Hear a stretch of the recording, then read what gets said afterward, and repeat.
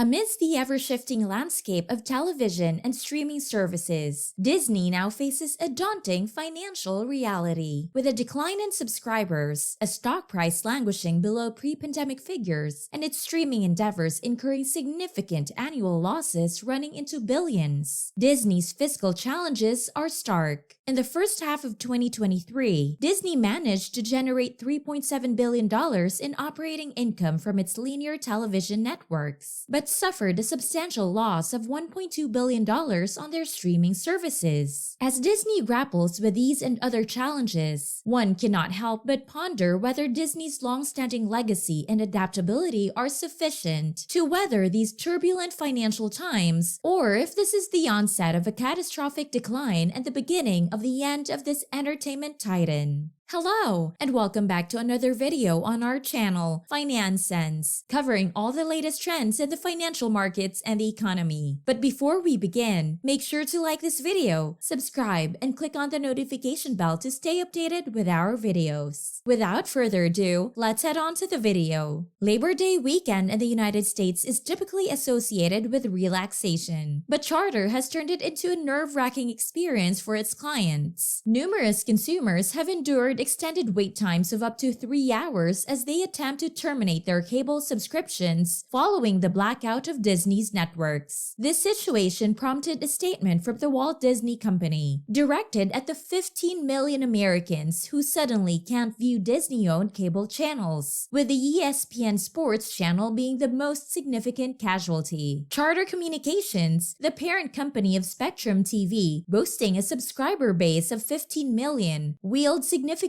influence, capturing approximately a quarter of the American television industry. Annually, Spectrum allocates $2.2 billion to Disney for the privilege of broadcasting Disney-owned channels. Despite the evident decline of traditional cable bundles due to the emergence of streaming services like Netflix, it's evident that licensing programs to cable companies remain a crucial revenue stream for Disney. The profits derived from conventional television serve as a vital financial pillar to support Disney's ongoing streaming aspirations, which continue to incur substantial losses running into billions of dollars annually. This abrupt separation also spells disaster for Spectrum, given that over 50% of their top 100 programs, measured by viewership, are Disney-owned and have suddenly vanished. The absence of sports content is poised to expedite the decline in Charter subscriber base. In addition, Disney's stock price has dropped below its 2020 pandemic figures, prompting investors to evaluate the sustainability of the conventional media business model. It's essential to grasp how the cable TV market operates to comprehend the ongoing conflict between Charter and Disney. In this sector, consumers pay a monthly subscription fee to distributors like Spectrum TV. These distributors, in return, remunerate production companies such as Discovery, Disney, and Paramount for the privilege of broadcasting their TV content. The precise sum provided to each production company fluctuates, known as carriage fees. For instance, Disney typically gets a substantial amount due to its ownership of ESPN. The reason behind this is the immense popularity of professional sports, and many consumers insist on having access to ESPN when signing up for a cable package. The indispensability of this channel provides Disney with significant leverage during negotiations over carriage fees. Conversely, Disney is obligated to shell out substantial sums to sports leagues in exchange for exclusive rights to broadcast games. Meanwhile, reality TV shows receive a small amount in carriage fees because they hold less significance for viewers. Additionally, these shows are more cost-effective to produce, contributing to their lower fees. The existence of cable distributors has historical and technological roots. Initially, these distributors, such as Charter, invested substantial amounts of money in installing physical cables to connect homes in the US. This infrastructure was essential because, before the internet became available, it was the primary means for the public to access TV content without experiencing lag or buffering issues. Moreover, cable distributors have the capability to bundle numerous channels from various production companies into a single package. This bundling approach can offer consumers a more comprehensive and convenient viewing experience, albeit at a premium price. It's important to note that satellite TV distributors like Dish operate on a business model that is very similar to cable TV.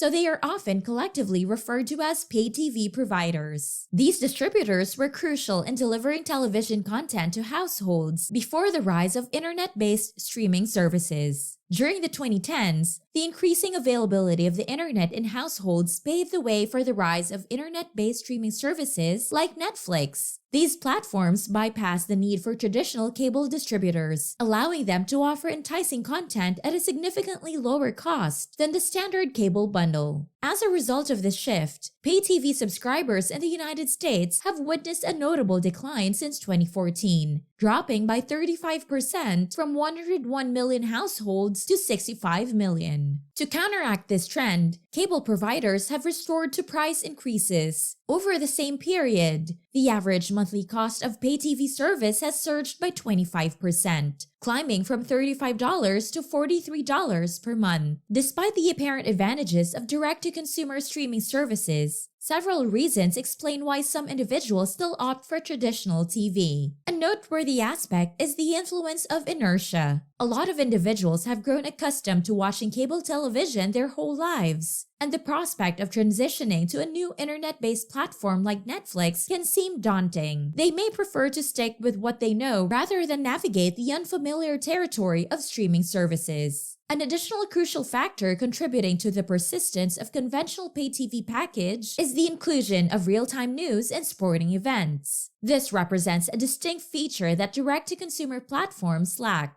With a growing adoption of direct-to-consumer services, the significance of live news and sports has amplified for pay TV providers, serving as their final distinguishing factor. In principle, it's possible to incorporate live news and sports into a direct-to-consumer online service. CNN and ESPN have attempted this direction with CNN Plus and ESPN Plus, respectively. However, neither of these endeavors met with success, as CNN Plus was terminated in mere weeks. The lack of success for initiatives like CNN Plus and ESPN Plus can be attributed to the contractual obligations that CNN and ESPN have with pay TV distributors. These agreements prevent them from republishing their existing TV programs on more affordable streaming platforms, since the revenue generated per user is considerably lower in the streaming realm. Consequently, they were constrained in their ability to produce high-quality content, resulting in a failure to captivate audiences' interest. In contrast, Disney does offer a service called Hulu Plus Live TV, which encompasses a substantial 90-channel lineup featuring prominent networks like ESPN, CNN, and Fox News, among others. This presents a practical substitute for the conventional cable bundle. However, its relatively steep monthly cost of $70 aligns closely with the pricing of TV packages. Considering the entrenched preference for cable television due to inertia, Hulu Plus Live TV has struggled to amass a substantial market share. Both the distributors, such as Charter, and the production companies like Disney, are well aware of the gradual demise of cable television. However, the financial gains from this arrangement have remained too significant for either party to abandon. Recognizing the disproportionate significance of live sports content, Disney has raised its carriage fees. This strategic move enabled them to sustain growth in their program licensing earnings, even though the number of subscribers has decreased. Nevertheless, the escalating carriage fees have put immense pressure on Charter Communications' profit margins, and in 2023, it appears that they have reached a breaking point. During the first weekend of September 2023, approximately 15 million Charter TV subscribers were confronted with the abrupt absence of channels like ESPN and ABC News, among the many owned by Disney. Charter had been paying Disney a substantial annual sum of $2.2 billion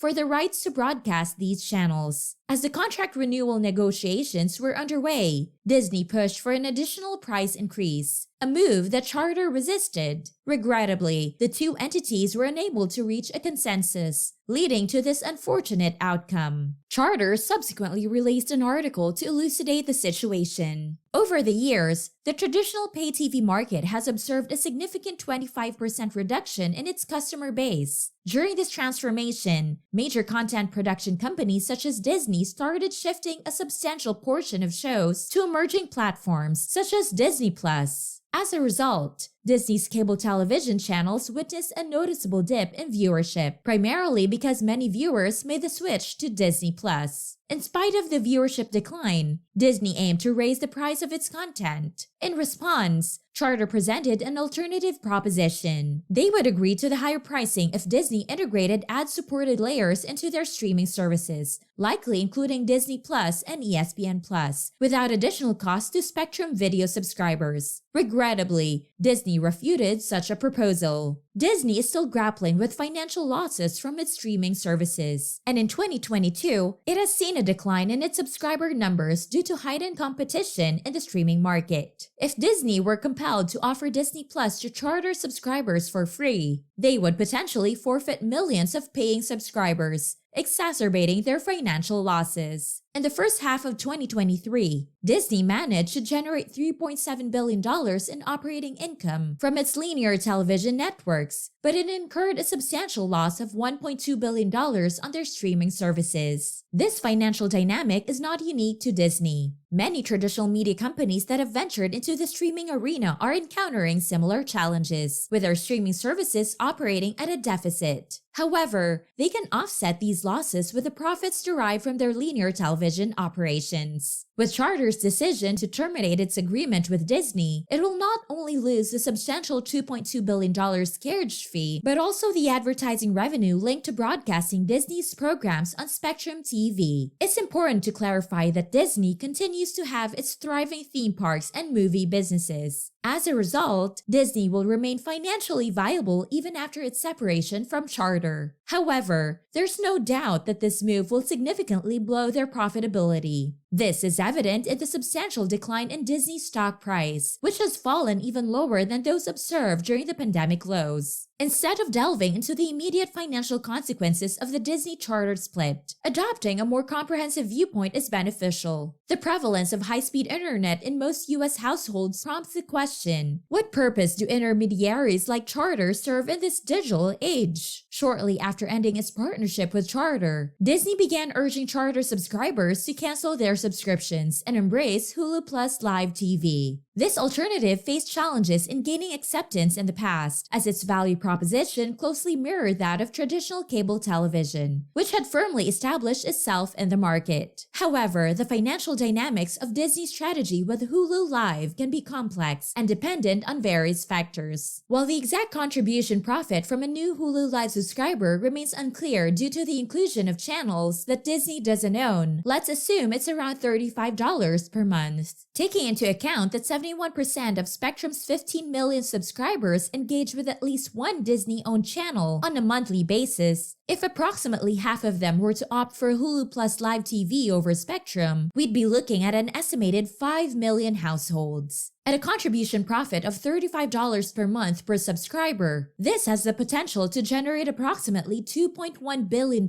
in annual revenue. This amount is substantial and has the potential to mitigate a significant portion of the carriage fee loss resulting from the end of the Charter agreement. However, it's essential to recognize that this projection involves numerous assumptions, and the actual financial outcomes may vary. The competitive landscape, consumer behavior, and the evolving dynamics of the streaming industry can all impact the success of this transition. It appears that we have reached the end of this video. Thank you for watching this far. Please subscribe, give a like if you enjoyed it, and comment your thoughts below. This is Finance Sense, helping you keep up with all the latest trends in the financial markets and the economy. Stay safe, and I'll see you in the next video.